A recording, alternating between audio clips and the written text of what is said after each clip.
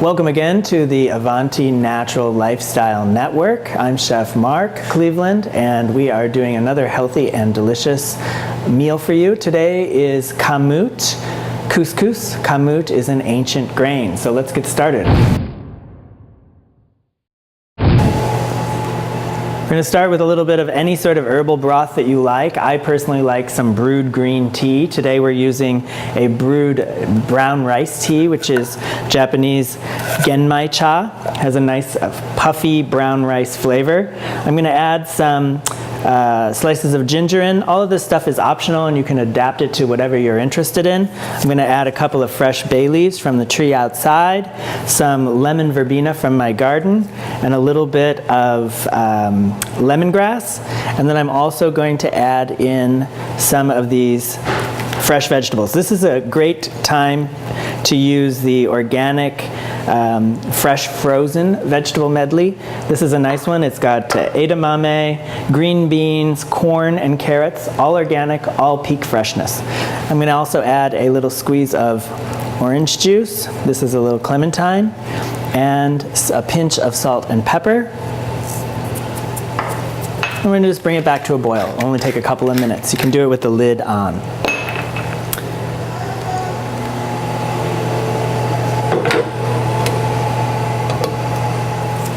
While that's coming back to a boil, let's go ahead and prepare our fresh herbs. That's the one thing we want to add at the very end, after we add the couscous. So I'm using some African purple basil blossoms here and a couple of leaves. I'll give the leaves a little bit of a chiffonade so that they're not in huge pieces. The blossoms are perfectly bite-sized and deliciously fragrant.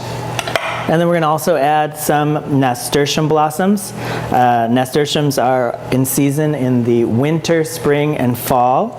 And I'm adding one of each color. Luckily, I happen to have them in my garden this year: orange, yellow, and red.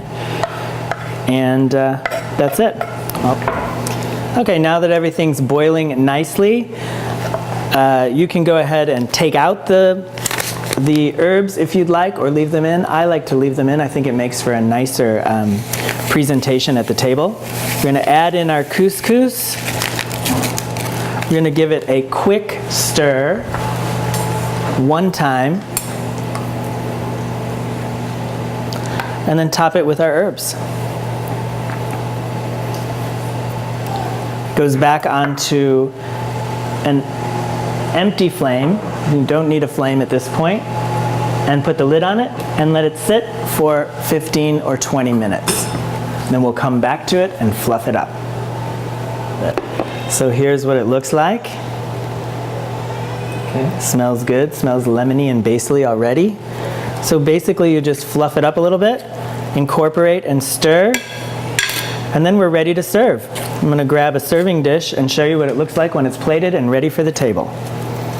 So here we are, yes. Yep, and this is what it looks like plated and ready for the table. I've made you a nice plate of your own so that you can try it. I'm going to garnish it with a few more of these African purple basil blossoms, nice and fragrant from the garden.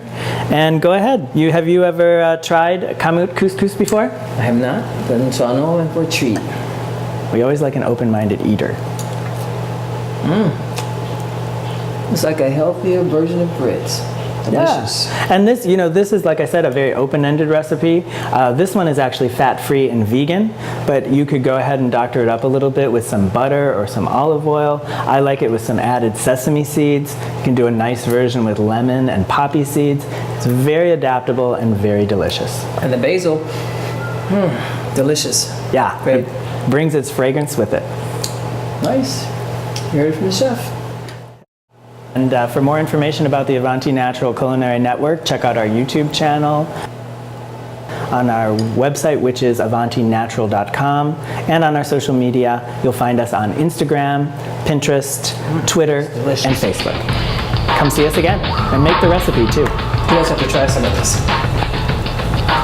And also, when you make these recipes, please go ahead and send us your pictures, send us your comments, and send us how you adapted them to make them be something delicious for yourself.